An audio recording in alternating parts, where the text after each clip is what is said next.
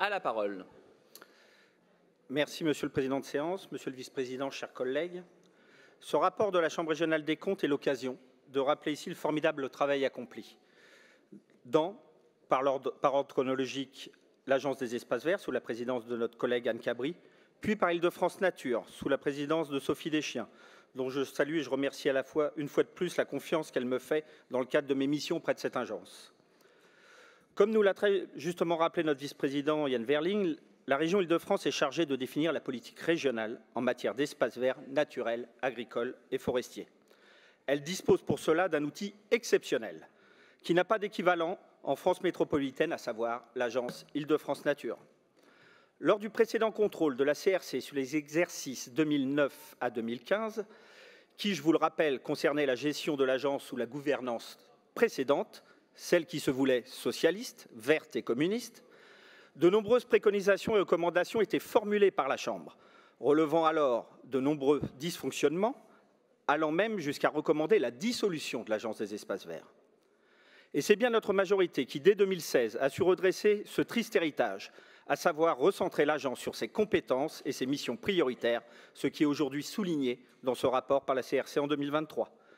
Nous avons répondu scrupuleusement aux préconisations de la CRC et remis l'agence sur les bons rails. La Chambre reconnaît ici également que l'agence a bâti une situation financière saine. Elle reconnaît la bonne gestion des cessions foncières inoccupées pour acquérir de nouveaux espaces naturels ouverts aux franciliens, prioritairement en zone carencée, et notamment en Seine-Saint-Denis, comme par exemple l'acquisition du bois Saint-Martin avec les objectifs régionaux dans le cadre de notre plan vert. Elle souligne, et j'y suis particulièrement sensible, un soutien croissant à l'agriculture, notamment dans le cadre du fonds de portage, renouvelé récemment, en lien avec la SAFER, pour faciliter l'installation des jeunes agriculteurs et permettre des reconversions professionnelles vers ces métiers, contribuant ainsi à dessiner dès aujourd'hui l'agriculture de demain. Par ailleurs, en créant l'Île-de-France Nature, la région a conforté et renforcé le rôle historique de l'Agence des espaces verts, en particulier en faveur de l'accompagnement des élus locaux pour leurs projets. C'est l'un de nos piliers de nos actions. Île-de-France Nature est aujourd'hui un acteur majeur de la politique foncière régionale. Elle répond à ces enjeux dans le cadre du futur DRIF, dans le plan régional d'adaptation au changement climatique et dans l'ensemble des schémas régionaux que sont le plan vert, la stratégie forêt-bois, le pacte rural, le pacte agricole. Concrètement, je souhaiterais rapidement ici rappeler les actions emblématiques menées par notre agence.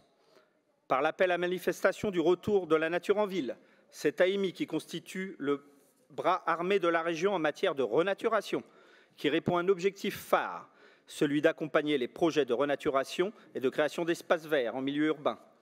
Le plan vert, créé en 2017, géré ici directement par Île-de-France Nature depuis l'an passé. Ce dispositif qui, rappelons-le, a pour objectif de soutenir les projets de création et d'amélioration des espaces verts. À travers ces émunérations, je salue et remercie les services également de l'agence, dont l'investissement n'a d'égal que leur professionnalisme. Entre 2017 et avril 2024, le plan vert aura permis de financer au total plus de 258 projets portés par des collectivités et associations correspondant à près de 869 hectares d'espaces verts et de nature pour un total de 60 millions d'investissements. En 2024, nous ne faiblissons pas et nous poursuivons nos orientations et nous exécuterons haut et fort nos actions pour une Île-de-France plus forte et plus durable.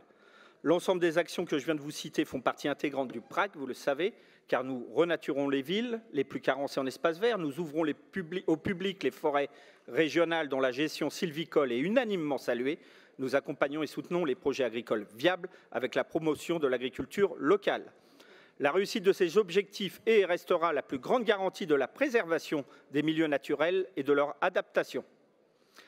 Alors j'ai entendu, ça et là, et encore à l'instant dans cet hémicycle, des interprétations bien différentes de ce rapport de la CRC sur notre agence.